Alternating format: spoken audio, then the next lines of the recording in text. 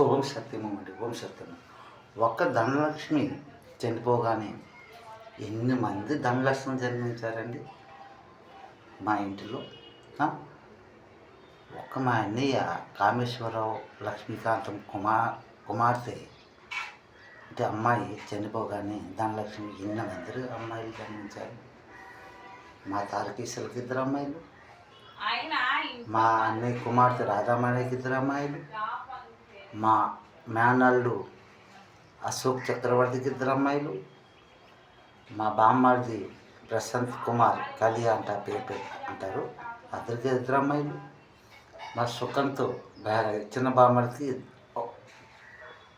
2 అమ్మాయిలు. అంటే కలియకు 1 అమ్మాయి, సుఖంత్ గారికి 2 అమ్మాయిలు. ఈ 6 మా 2 బామ్మర్దులకి 3 అంటే 6, 3, 9 అమ్మాయిలు అక్కడ. అంటే 9 రూపాయలు దర్శనం చేసింది ఆ అమ్మాయి. 10వది మా అమ్మాయి. మొదటిది మా అమ్మాయే, చివరిది మా అమ్మాయే. అదే అమ్మ కనకదుర్గమ్మ రూపదర్శనం. మా ఇంటి మాటలు మీకు చెప్పాలి, చెప్పకపోతే మీకు అర్థం కాదు. నేను కలియుగం ఉందే ఉంది అనుకుని మీరు ఆ నరకానికి వెళ్ళిపోతారండి. సత్యయుగంలో మనం వచ్చాము, సత్యం మాట్లాడుకుంటూ ముందుకు వెళ్ళాలి. మొదటిది మా అమ్మాయి, చివరిది మా అమ్మాయి. అదే మా అమ్మాయి. 1, 0. 1 అంతే అమ్మ, 0 అంతా వరుడు. ఇది సత్యమైన మాటలండి. ఇది ప్రేరేపణ, సంఘర్షం, సంవాదం అంతరమైన మాటలు. ఒకనాడు మన స్వర్గీయ భారతరత్న మహాకవి శ్రీ అటల్ బిహారీ వాజ్పేయి గారు స్టేజ్ మీద అదే మాట అన్నారు.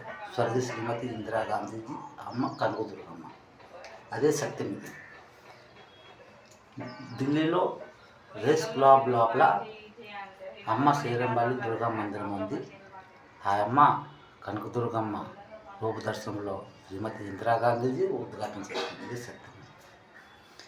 అలాగే మన ఢిల్లీలో తెలంగాణ, ఆంధ్ర భవన్లో కూడా ఆ అమ్మ మూర్తి ఉంది. ఇది సత్యం. అలాగే విజయవాడలో వైఎస్ఆర్ కాలనీలో జక్కంపూడిలో ఆ అమ్మ కనకదుర్గమ్మ మందిరం ఉంది. ఇది సత్యం అండి. అలాగే మన చుట్టుకుంటా అల్లూరు సీతారామరాజు గుంటి దగ్గర అమ్మ కనకదుర్గమ్మ మందిరం ఉంది. ఇది సత్యం అండి. సాయిబాబా మందిరం ఉంది, సిద్ధి వినాయకుడి మందిరం ఉంది. అంటే నేను ఎక్కడెక్కడికి వెళ్ళాను, ఎవరితో మాట్లాడాను, ఆ సంఘర్షమే మీకు చెప్పాలి. చెప్తే మీకు అర్థమవుతుంది. కలియుగం అర్థమైంది, కథమైంది. మన ఇండియన్ గురు హాటు ఓం సత్యయుగంలో వచ్చాము. కమాన్ ఇండియన్, కమాన్ సావు. నమస్కారం అండి.